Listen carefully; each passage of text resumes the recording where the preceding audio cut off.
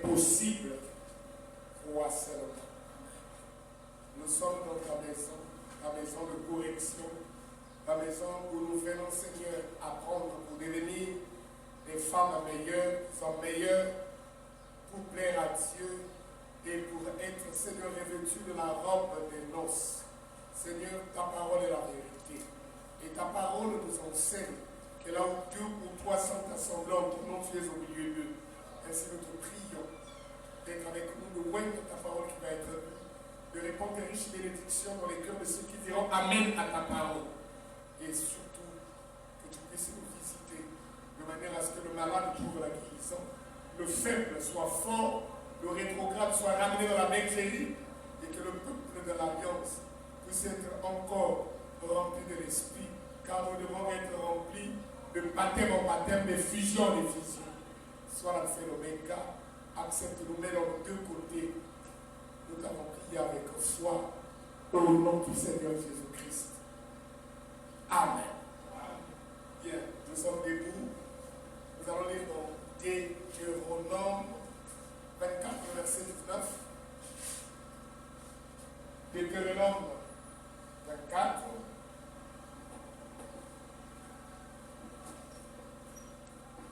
Verset 19. Oui, nous allons prendre le livre de Ruth, chapitre 2, verset 1 jusqu'au verset 9 et puis le verset 15 à 16.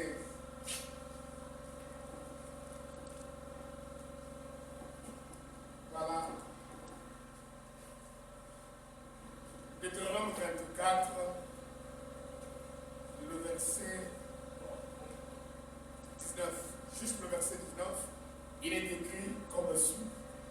Quand tu moissonneras ton champ et que tu auras oublié une gerbe dans le champ, tu ne retourneras point la prendre. Elle sera pour l'étranger, pour l'orphelin et pour la veuve, afin que l'Éternel, ton Dieu, te bénisse dans tout le travail que tes mains. Amen. Ruth chapitre 2, le verset 1 à 9. Naomi avait un parent de son mari. C'était un homme puissant et riche de la famille d'Elimelech et qui se nommait Boaz. Ruth de la Moabite.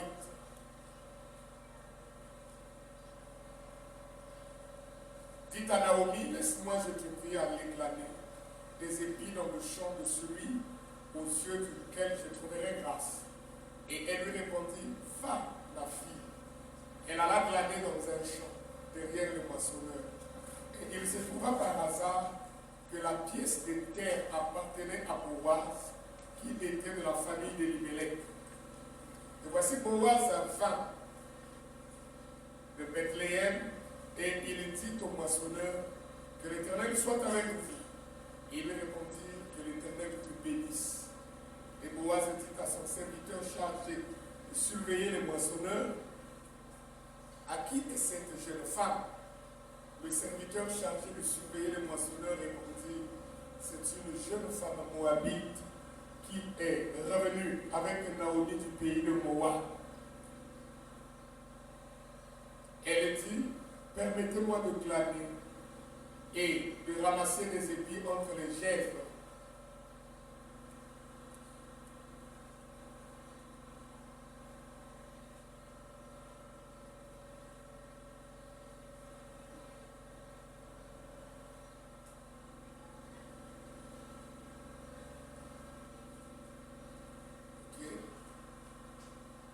Nous sommes au verset 7 que j'avais sauté. Elle a dit, donc d'abord plutôt, je suis allé vers le verset 7, elle a dit, permettez-moi de glaner et de ramasser les épis entre les gerbes derrière le moissonneur. Et depuis ce matin qu'elle est venue, elle a été debout jusqu'à présent et ne s'est reposée qu'un moment dans la maison. Le verset 8, Boaz dit à Ruth, écoute ma fille, ne va pas glaner dans un autre champ. Ne t'éloigne pas d'ici et reste avec mes servantes.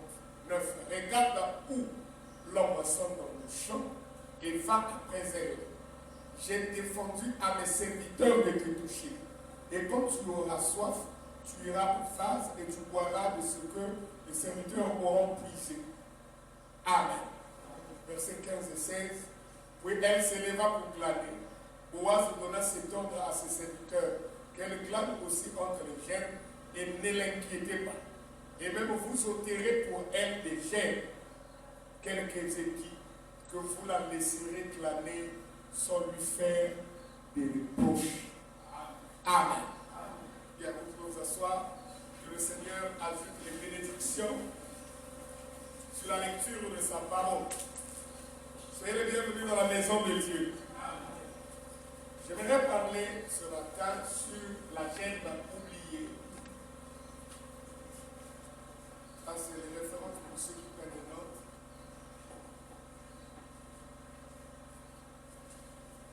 La gerbe oubliée.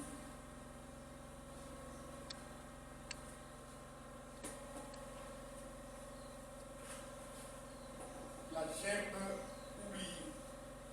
C'est dans Deutéronome que nous venons de lire. C'est une loi de Dieu en rapport avec Israël dans la terre promise. Quand tu moissonneras ton champ et que tu auras oublié une gerbe dans le champ, tu ne retourneras point la prendre, quoique le champ puisse t'appartenir, quoique la portion de terre soit ta portion de terre.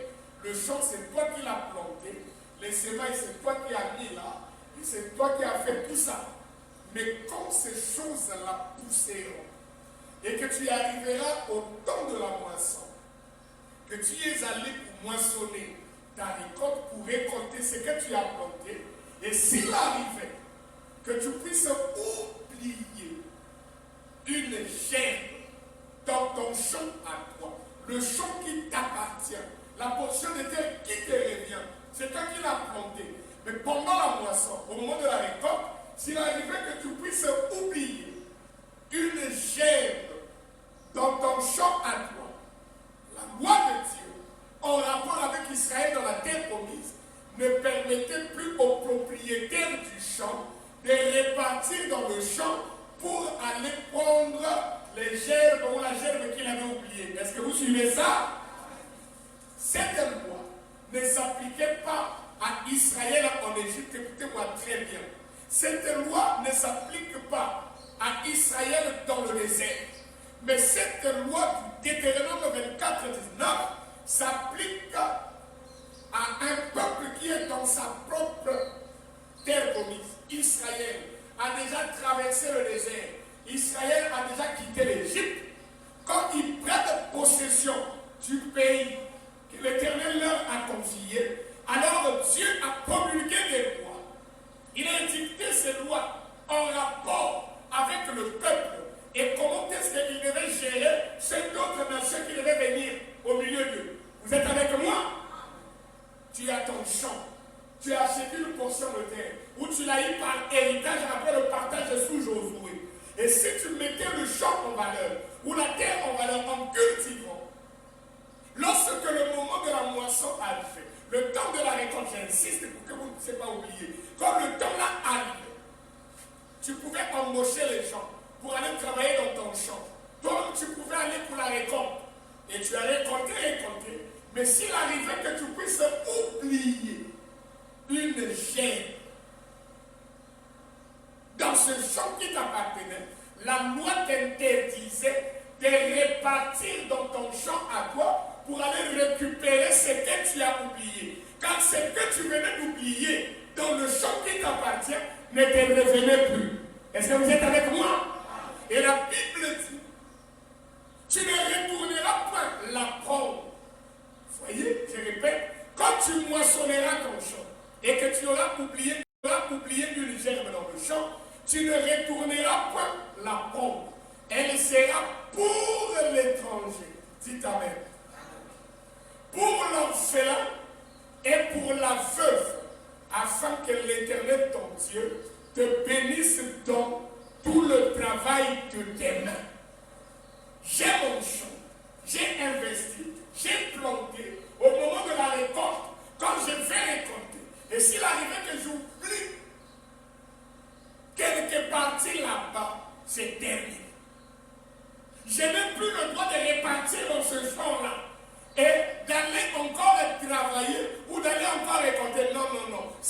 tu as oublié ne te revient plus. Dis amen. Ce que tu as oublié, ça devient la part de la veuve. Ça devient le partage de l'étranger. Ça devient la part de l'orphelin qui habite au milieu de vous. Si quelqu'un écoute, dit amen. Et cette loi devait s'appliquer à Israël dans la terre promise.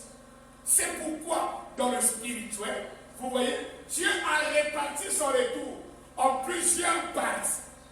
Si nous prenons l'âge des fêtes comme une portion de terre, et Paul a ensemencé, il a prêché. Et s'il a oublié certaines choses, Paul n'a plus le droit de répartir pour prendre ce qu'il avait oublié.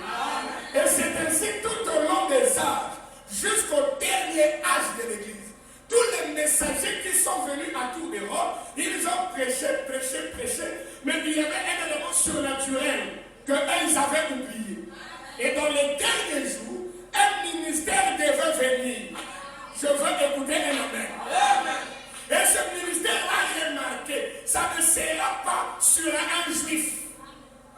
Non, c'est sur un étranger. Et la part de l'étranger, c'est que ce que vous avez oublié dans le champ, vous ne pouvez plus répartir là-bas pour le reprendre. Mais l'étranger, lui, à cause de cette loi, de Deutéronome 24, alléluia, il pouvait sillonner dans tous les champs pour aller glaner des choses qu'il n'a pas plantées. Une terre qui ne lui appartient pas, mais la loi lui donnait la permission d'aller de champ en champ pour rassembler les éléments. C'est ce que nous avions vu. Paul est venu, il a prêché. Irénée est venu, il a prêché. Dit amen. Martin est venu, il a prêché. Colomba est venu, il a prêché. Luther est venu, il a prêché. Wesley est venu, il a prêché. Les pentecôtistes sont venus, ils ont prêché. Tout ce qui était oublié le long des âges. On a vu un étranger qui est venu. Dans ces derniers jours, il nous a dit, j'ai prêché comme Paul. Donc il est allé dans le champ de Paul. Je vais écouter la même. Ce que Paul n'avait pas dit, Branham nous a dit aujourd'hui. Est-ce que j'ai bien avancé? Parce que la loi disait que ce que tu as oublié, tu ne peux pas retourner pour prendre, ça devient la part de l'étranger. Dis amen. Ça devient la part. Or, les hommes des nations étaient étrangers à la loi. Les hommes des nations étaient étrangers aux patriarches. Les hommes des nations étaient étrangers aux alliances. Si quelqu'un ne croit, dit amen. Mais le ministère de Christ est revenu dans ces derniers jours sur un homme des nations. Et j'ai pas honte de vous le présenter. Son Excellence William Marion Branham. Et alors, en tant qu'étranger, par rapport à la loi, aux patriarches et aux promesses, il peut aller dans ce que Moïse avait prêché. Les choses que Moïse a oubliées, Branham peut aller là-bas et nous le ramener.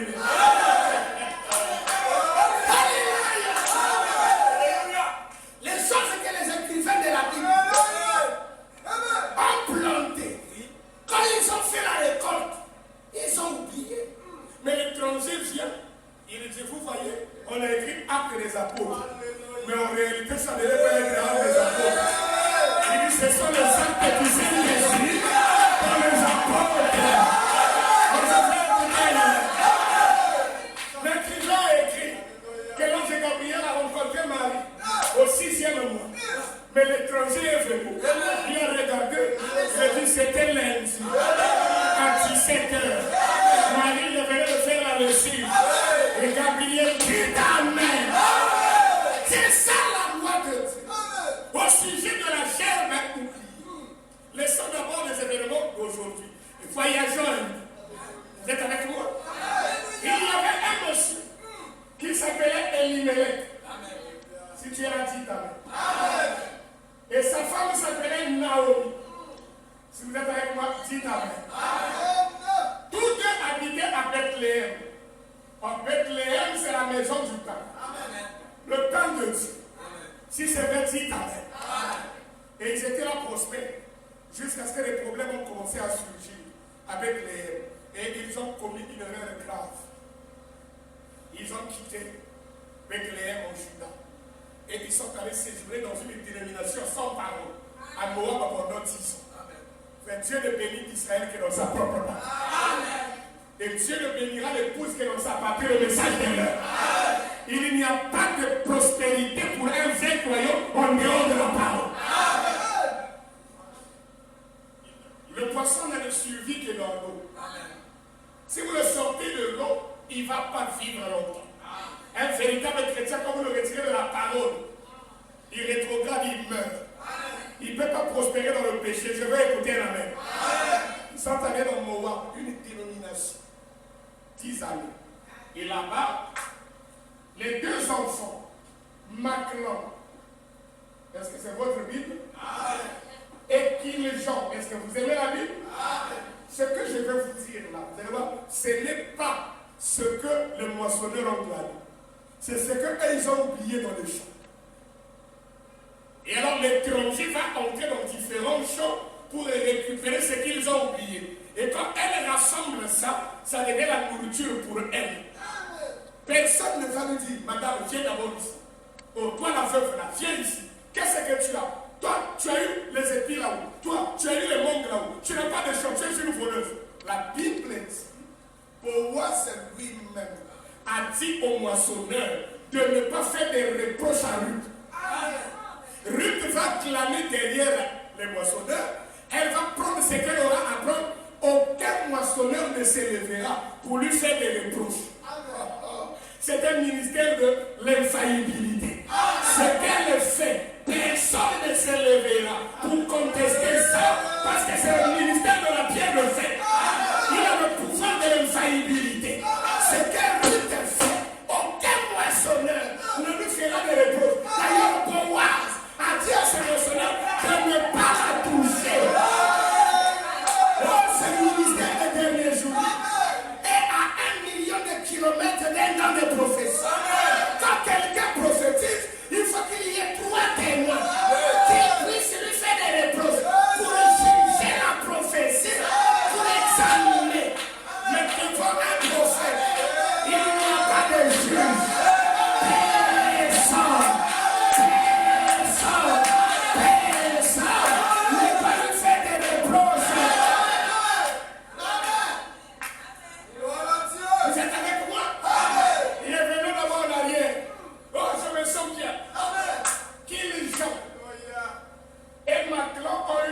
C'est son mari. Pendant les 10 années de Moab, qu'est-ce qui s'est passé? Pour que la loi du Deutéronome 24, 19 s'accomplisse, Elimelech est mort. Kiljan est mort. Maclon est mort. Et qu'est-ce qui se passe? Quand les maris sont morts, il va rester seulement 3 femmes. Mais regardez que toutes les femmes là sont des veuves. Naomi a perdu Elimelech. Elle est devenue veuve. Ruth a perdu Kiljan. Elle est devenue veuve. Orpa a perdu Maclon. Elle est devenue veuve. Faites attention lorsque la Bible fait mention d'une veuve dans la Bible. Lorsque Dieu fait mention d'une veuve dans la Bible, nous avons ici Naomi. N'oubliez pas que c'est la vieille femme. Ça représente Israël. Dites amen. La vieille église. Parce que nous savons représente l'église. 2. Nous avons Orpa. Et comme son nom l'indique, Orpa, elle ne pouvait pas être dans les pas de l'évangile. Elle était Orpa. Et ce qu'on me dit, c'est le type de l'église mondaine. Les gens qui ont pris notre baptême, après quelques épreuves, ils ont fui. C'est le type de la séance qui est tombé le long du chemin. Il ne va pas supporter les persécutions. Il ne va pas supporter. Alléluia! Les épreuves. Tout enfant qui vient de Dieu doit être éprouvé. Il doit être examiné. Orpa, l'église mondaine, qui ne peut pas suivre la colonne de feu mot à mot. C'est pas la preuve du baptême du Saint-Esprit, c'est suivre la parole mot à mot. Il vous conduira dans toute la vérité. Or, ta vérité, c'est ta parole.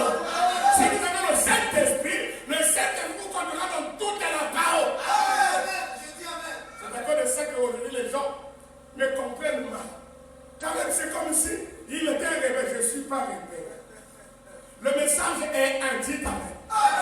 Il n'y a pas deux messages, il n'y en a qu'un. Oh frère, on va faire l'église, on va écouter la bonne. La bonne dit, si vous aimez Dieu, vous ne vous éloignerez pas de l'église. C'est ce que la bonne dit. Nous, on ne prend pas un morceau de ce que Branham dit. Non, nous, on prend tout ce qu'elle a rassemblé. Écoutez bien. Arpa représente l'église du monde. Dénominationnelle. 3, Ruth. Regardez vous-même son nom. Ruth. 1, 2, 3, 4 lettres. Et son livre n'a que 4 chapitres. Premier chapitre, justification. Deuxième chapitre, sanctification. Troisième chapitre, baptême du Saint-Esprit. Le repos de Ruth sous les pieds de Boaz. Le quatrième chapitre, la récompense. Le mariage. Le changement de nom. Je veux écouter un amen. Ruth signifie quoi? Elle veut dire racheter. Vous êtes avec moi? Pour être unis. Vous êtes là? Devant les témoins. Alléluia. Où ça? Dans les auteurs. C'est pas la rencontre, c'est dans les lieux célestes. Dans les auteurs. Vous êtes rachetés pour être unis dans l'union invisible de l'épouse de Christ. Mais il faut qu'il y ait des témoins. Je veux écouter un amen. Et cette rencontre, c'est dans les airs. C'est à cause de ça que Ruth et Boaz ne se sont pas rencontrés chez Naomi, ni dans le palais de Boaz, mais dans les airs. Ce n'est pas 1 Thessaloniciens 4. Jésus quitte le palais royal. L'épouse quitte la terre. La rencontre, ce n'est pas dans le palais. La rencontre, ce n'est pas sur la terre. C'est dans le lieu céleste. C'est dans les airs. Si quelqu'un le croit, dit amen. Laissez-moi prêcher ça. Pouvoir constituer le Saint-Gère publié. Alors Naomi, quand elle est restée veuve, pas veuve, Ruth veuve, Dieu veut maintenant travailler avec la veuve. Si vous êtes marié, il travaille pas avec vous. Parce qu'une femme mariée fait la volonté de son mari. Et elle est sous cet homme et fait la volonté de cet homme. Mais gloire à Dieu, parce que quand elle est veuve, la Bible dit une femme est liée à son mari aussi longtemps qu'il le vit. Et si le mari est mort, elle est dégagée de ce vœu. Notre premier mari, c'était le diable. Dit amen. Et par la première naissance, nous sommes mariés au diable à cause de la nature du péché. Mais par la nouvelle naissance, notre premier mari est mort. Nous devenons veuves. Alors Dieu peut travailler avec nous. Je vais écouter un amen. Est-ce que je parle aux veuves aujourd'hui? Parfois la convoitise était ton époux. L'adultère était ton mari. Le mensonge était ton mari. Le ballon, dit amen. Le mensonge, la haine, la jalousie se mourir. Je veux que le premier mari. Et alors, quand le père Naomi a envie visiter de nouveaux Bethléem, que le pain était revenu, elle réveille là-bas. Alors elle s'est levée, un vrai fils de Dieu, même rétrograde. Il y aura un élément surnaturel qui se passera, qui va faire qu'il puisse revenir dans le droit chemin. C'est pas Branham dit un rétrograde n'est pas un perdu. Parce que dans son âme au-dedans, il y a quelque chose, il y a l'horloge de Dieu qui va faire Ginga. Il se réveille et dit non, j'ai appris que Bethléem est visité. Je quitte la dénomination, je retourne dans ma partie, je retourne dans ma patrie, je retourne dans le pays pour être de nouveau visité. Qui peut dire amen à ça? Alors il dit à ces deux filles, moi je suis déjà vieille, je ne pourrais plus me marier, et vous êtes encore jeunes, répartez chez vous à Moab, il se peut qu'il y aura des gens qui pourront vous marier. Or, par quoi elle est c'est du bon démarrage. D'abord, c'est le pasteur qui a péché durement. Il a commencé à poigner les gens du haut de la chair. Je ne peux plus partir là-bas, je répare. Hors pas. Tu peux mettre dans les pas de la parole. Jésus les a invités. Mais dans Jean chapitre 6, il a durci le royaume de Dieu. Il a changé d'évangile. Il a commencé à enseigner qu'on doit manger sa chair. Il a commencé à enseigner qu'on doit boire son sang. Le croyant charnel a dit il veut faire de nous des vampires. Le croyant charnel a dit il veut faire de nous des cannibales. Ils ont arrêté d'aller avec nous. C'est la sémence qui n'hérite pas avec la part. Le pentecôtisme abandonne la parole. Lorsqu'on a prêché que Dieu fait des miracles, ils ont dit Alléluia. Les gens sont dans l'église, Alléluia. Mais quand on arrive là où se trouve l'aiguille du gramophone, et que nous puissions prendre Dieu, qui s'est caché le nom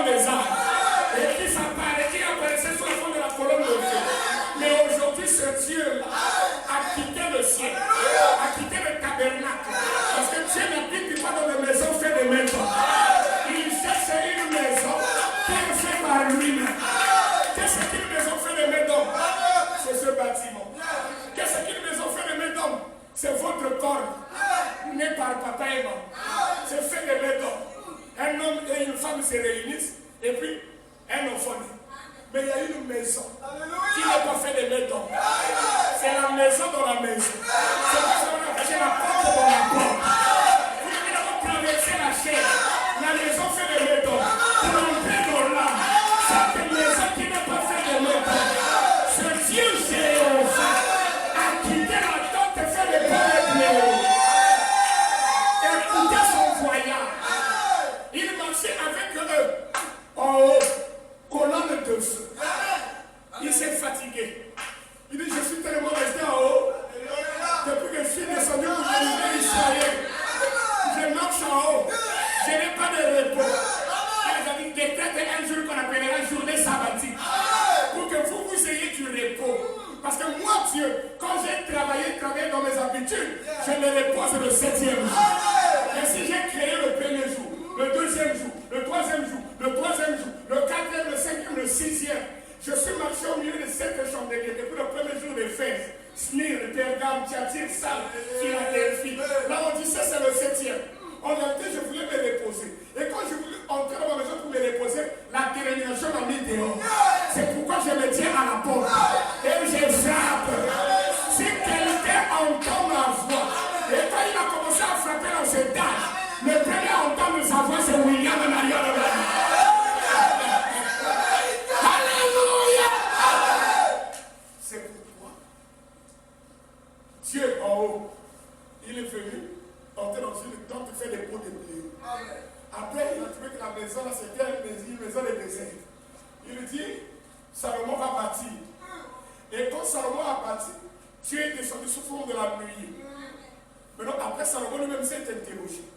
Dieu qui a créé le ciel et la terre, toute l'immensité du ciel ne peut pas le contenir. Pourra-t-il habiter dans cette maison que je viens de lui bâtir? Amen. Dieu s'est déplacé. Maintenant, ce jour-là, à l'âge de 30 ans, pendant que Jean-Baptiste, qui a fait 21 ans dans le désert, il est allé à l'âge de 9 ans. Il sort à 30 ans, pendant qu'il baptisait. Le maître qui l'enseignait dans le désert, c'était la colonne de feu. Il lui avait dit, remarque, quand tu verras cette maison qui remplit les critères, tu le pointeras comme l'agneau de Dieu qui ôte le péché.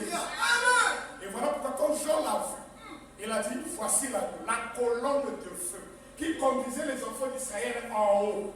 Fatigué d'être en haut, il s'est incarné totalement dans le corps appelé Jésus.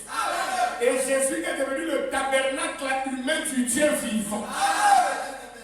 Je n'ai pas écouté un autre. Non, moi je veux écouter un vrai homme. 3 ans est venu le ministère, la maison de Dieu a été détruite à Golgotha.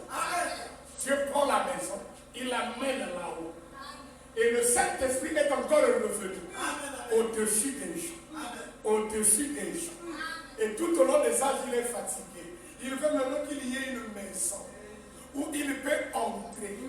Vous voyez? Et dans ces derniers jours, nous pouvons le localiser. Je n'ouvre pas la parenthèse, mais je sais que l'aigle est déjà arrivé. Si vous ne croyez pas ça, vous ne pouvez pas avoir vos péchés pardonnés. C'est ça que Orpa n'a pas pu supporter. Orpa dit, ah pardon, je retourne. À Moab, vous voulez dire quoi? Tu es dans un homme, mais il va s'éclater. Orpa, tu es allé hors les pas. Mais Ruth a regardé. Il a dit, Naomi, ton Dieu sera mon Dieu. Et cette trompette sera mes 7 sauts. Ta nuit sera ma nuit. Ta colonne de feu sera ma colonne de feu. Vos livres seront mes 7 sauts. Là où tu vis, je vivrai. Ce que tu manges, je mangerai.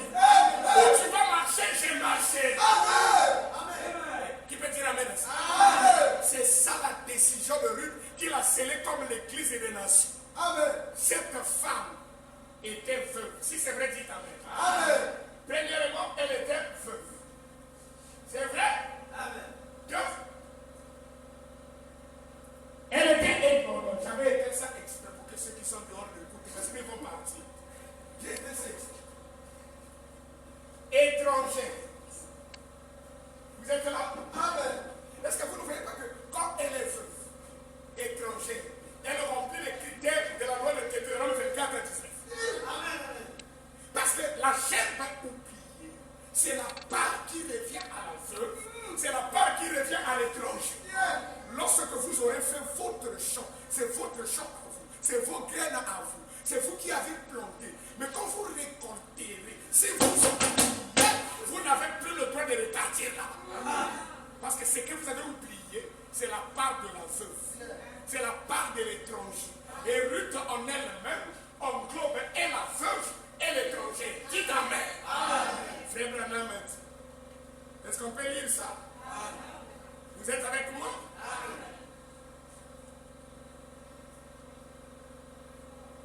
C'est pourquoi la petite Bethléem, c'était pour que les gens qui dehors l'écoutent. Alléluia. Amen. Ils auront des morceaux, il faudra assister au troisième. Si vous allez à la maison avec des morceaux. Oh, donnez-moi un petit saut, amen. Non, un amen atomique. Très bien. 28 décembre 1958, paragraphe 66. Mais voici une belle image. Pourquoi la petite Bethléem? Il y en avait une autre avec elle du nom de Ruth. Une autre belle fille. Qui était encore un type de quoi? Oh, il est en retard. Un type de l'épouse. Ténace. Elle embrassa sa belle-mère et dit, je vais tout abandonner. Je pars avec toi, dis ta mère.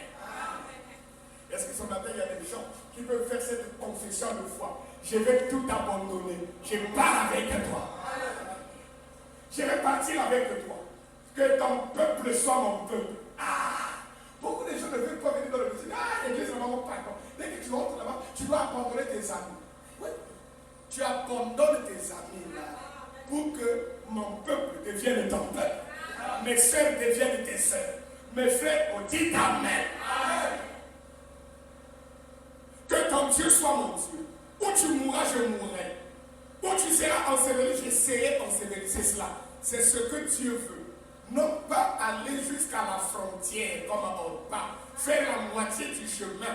Il doit s'agir d'un abandon absolu et total au royaume de Dieu. Elle l'embrassa. 67. Et Naomi, pour la décourager, lui dit, tu ferais mieux de retourner vers ton peuple. Je suis âgée et il n'y a plus de fils en moi. La loi déclarait qu'elle devait attendre un fils. Elle dit, mais il n'y en a plus en moi. Et même si j'avais un mari et que j'ai ensuite un fils, tu serais alors trop âgé pour l'épouser. C'est à cause de ces citations que nous ne croit pas qu'un frère peut épouser une sœur plus âgée qu'elle. Parce que Naomi a démontré que c'était une erreur. Que si toi, Ruth, tu attends que je puisse me marier et que je puisse avoir un enfant et que l'enfant la grandisse pour devenir ton époux, toi tu seras plus âgé que lui. Est-ce que c'est vrai? Écoutez.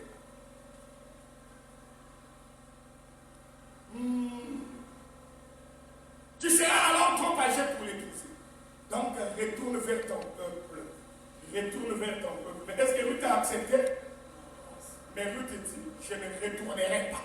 Ça, c'est des vrais croyants. Donc, les preuves, l'église Abraham n'a aucun nez.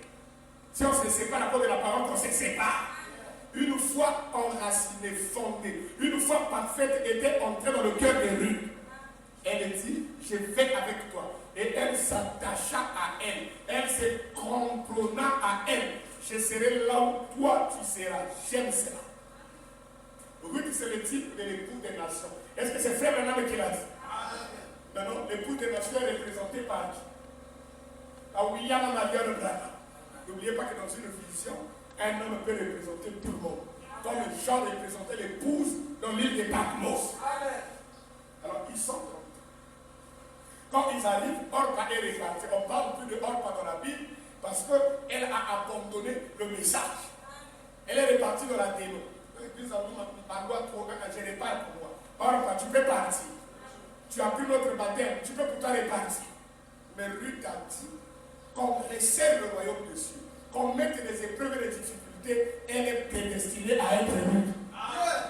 Le chapitre 1 parle de sa décision. Maintenant, le chapitre 2 que nous avons lu, c'est elle qui demande à Naomi. Toi, Naomi est une femme, mais elle est plus âgée. Et elle est vieille, elle ne peut plus aller dans le champ, se courber pour clamer. Vous êtes là? Ruth, la nouvelle église, la jeune femme, est allée pour travailler. Où ça? Dans le champ. Avez-vous remarqué que la nourriture que Ruth prenait pour elle, après avoir clamé, ce qu'elle devait manger, c'est la même sorte de nourriture que Naomi allait manger. Amen. Mais qui l'a trouvé? Ruth. À partir de son travail de glanage, ce qu'elle a trouvé, c'est ce que Naomi va manger. C'est à cause de ça. Le message que nous avons reçu par les méditations de William Marion, c'est exactement ce que les 144 000 vont recevoir. Si vous le comprenez, dites Amen. Parce que Naomi représente la vieille église juive. Vous voyez? Et le travail de Ruth, c'est elle qui trouve la nourriture. Mais elle amène ça. Et pour elle, et pour Naomi. Donc, elle est allée travailler. Pourquoi elle est allée travailler? Mais parce que la loi disait qu'en tant que veuve, elle avait le droit d'aller dans n'importe quel champ. Est-ce que c'est la vérité? Et elle est sortie pour aller dire, peut-être que je trouverai quelqu'un dans les yeux desquels j'aurais trouvé grâce, et bien elle sera clame. Et la Bible dit, quand elle arriva, il arriva par hasard que le champ où elle était en train de vouloir travailler, c'était le champ de Boaz. Donc les moissonneurs sont venus avant. Et c'est eux qui étaient en train de faire la récolte. Et Ruth passait derrière. C'est pourquoi pas étonnant que Daniel est passé avant. Ézéchiel est passé avant. Les apôtres sont passés avant. Mais le ministère de Ruth, celui de William Marion Branham, vient au dernier. Derrière les moissonneurs. Et comme c'est un étranger, Ruth est une étrangère, alors il peut aller dans n'importe quel champ. La loi de Deutéronome 24, 19 la protège. C'est vrai comme frère Branham a plongé le regard dans le champ de Daniel. C'est William Branham qui nous enseigne que Daniel et Jean ont eu la même vision. Je n'ai pas écouté la même. C'est Branham qui nous enseigne que Daniel avait écouté les 7 tonnerres.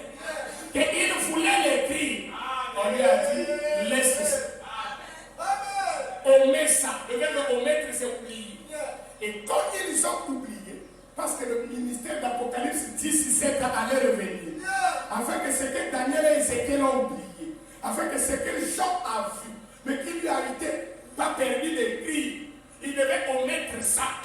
Le ministère de quelqu'un devait revenir dans ces derniers jours afin de récupérer cette gerbe oubliée. Écoutez cela. Dans le premier son,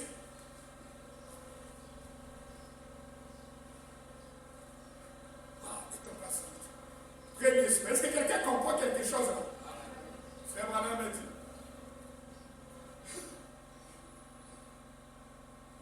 Reçu le 18 mars 1963, paragraphe 68. Laissez-moi commencer un peu en haut. Parce que moi ici j'ai noté 68.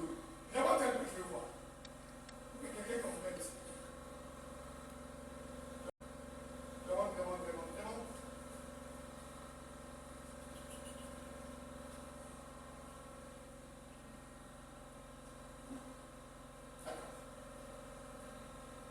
Maintenant 64. Écoutez comment le prophète parle ici. Cette guerre, qu'est-ce que c'est? L'ange de l'église saisit le mystère de Dieu qui n'est pas encore pleinement révélé. Vous êtes là? Mais à ce moment-là, il saisit ce mystère de Dieu, puis il va vers le peuple. Après que le mystère lui a été donné, il va vers le peuple. Qu'est-ce qu'il fait là? Il commence à proclamer ce message. Est-ce que vous savez que là, ça veut dire qu'il est allé en sémence? Il est allé planter la sémence. Ok? Et ça déclenche quoi? Une guerre spirituelle. Écoutez. Ensuite, Dieu prend son messager avec les élus de cet âge-là et il les fait reposer à l'écart dans le sommeil. Ensuite, il laisse un fléau s'abattre sur ceux qui ont rejeté le message. Un jugement temporaire sur ceux qui ont rejeté quoi? Le message. Mais il retire le messager et il prend les élus qui ont suivi le messager, il les met à l'écart. C'est pourquoi je crois de tout mon cœur que les fléaux sont un jugement contre ceux qui ont rejeté le message. Ensuite, une fois que ceci est terminé, alors ça continue. Et ils s'organisent, ils introduisent des dénominations avec, pour point de départ, l'œuvre de cet homme. Par exemple, Wesley et tous les autres. Et alors, tout retombe dans la confusion. Vous écoutez? Ensuite, un autre mystère apparaît. Alors, qu'est-ce qui se passe? Un autre messager arrive sur la terre pour un âge de l'Église. Vous voyez? Alors, quand il arrive, la tempête sonne. Il déclare la guerre. Vous voyez? N'oubliez pas, là-bas, il avait déjà dit guerre spirituelle. Ok? Et qu'est-ce qui se passe ensuite? Finalement, là, il est retiré de la scène. Alors, une fois qu'il est envoyé à l'écart, dans le repos, un fléau s'abat et le détruit. La mort spirituelle frappe l'Église. C'en est fini de ce groupe. Maintenant, écoutez.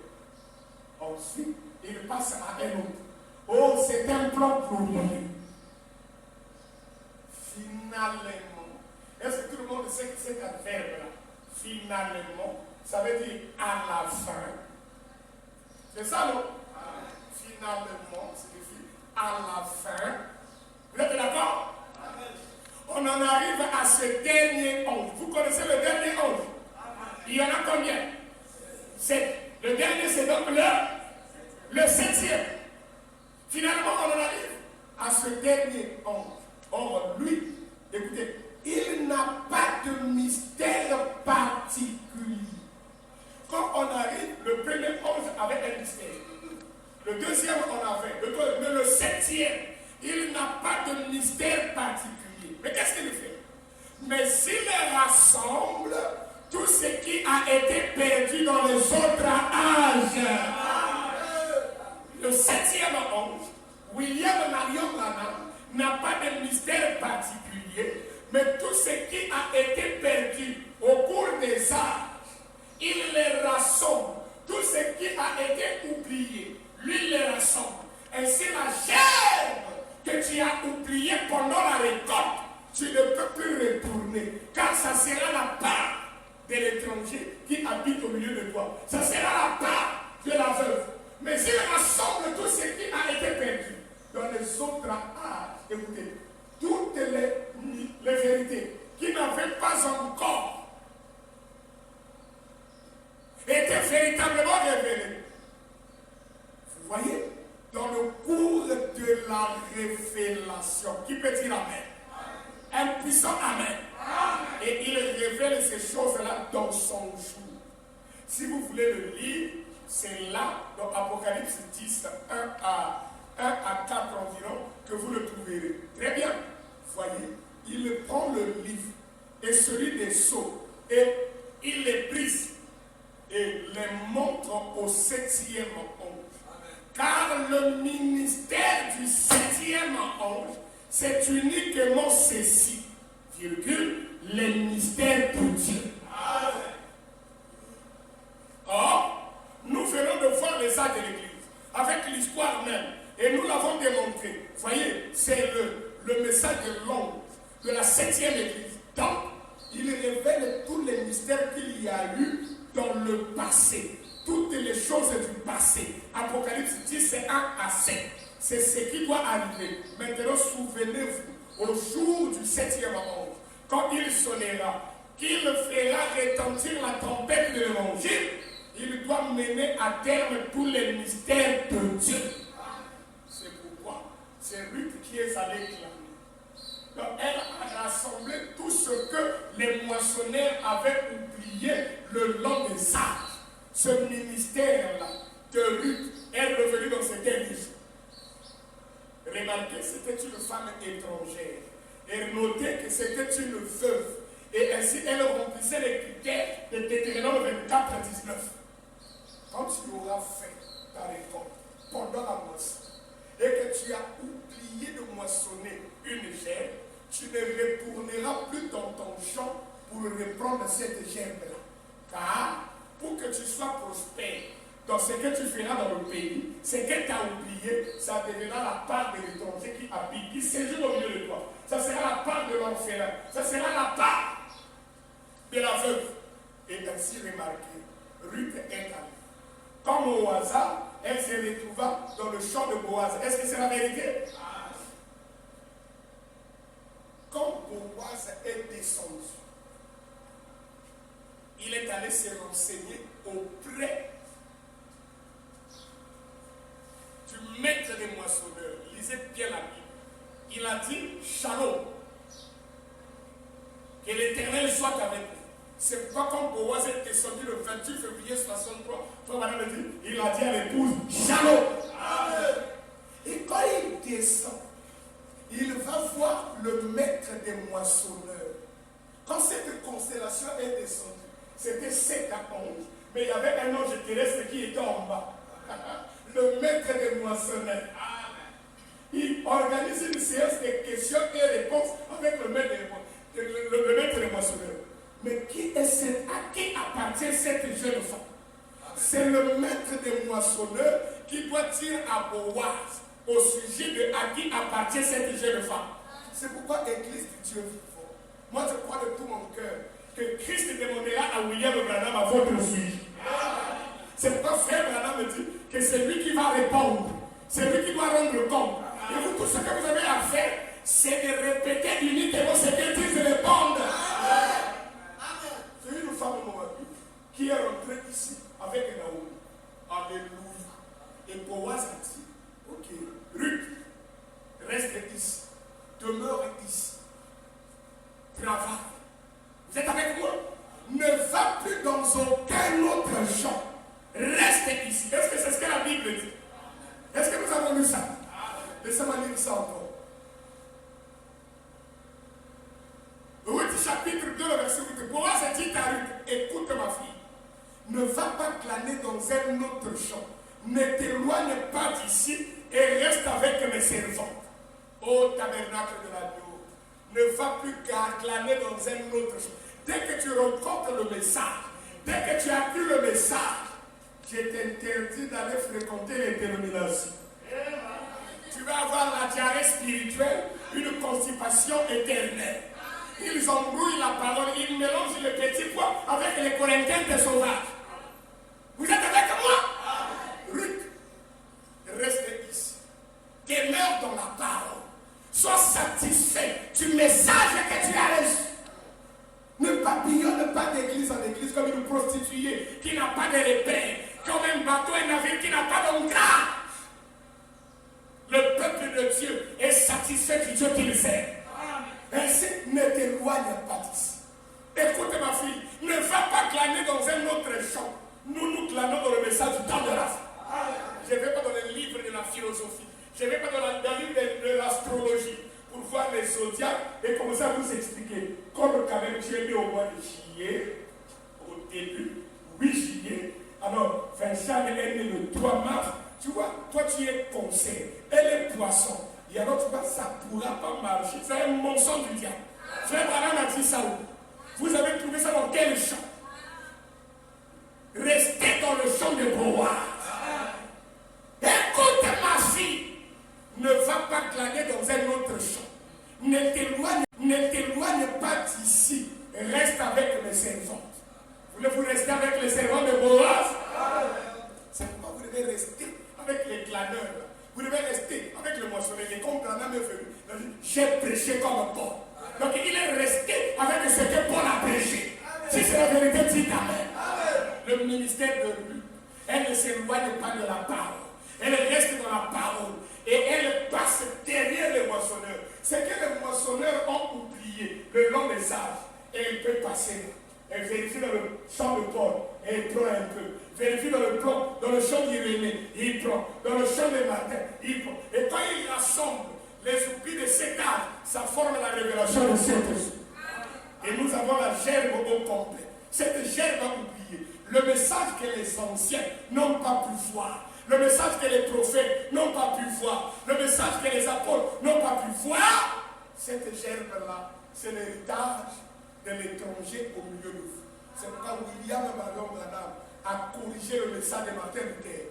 Il a corrigé le message de Wesley. Vous êtes avec moi? Parce que lui, il était un étranger.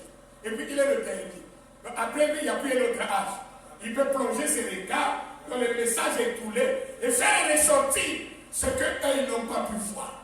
Est-ce que c'est la vérité? Est-ce que vous avez compris ça? Que le Seigneur notre Dieu vous bénisse.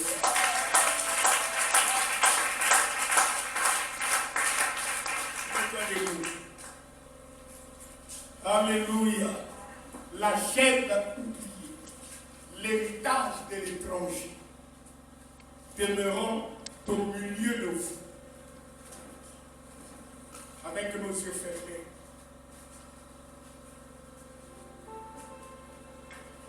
Amen.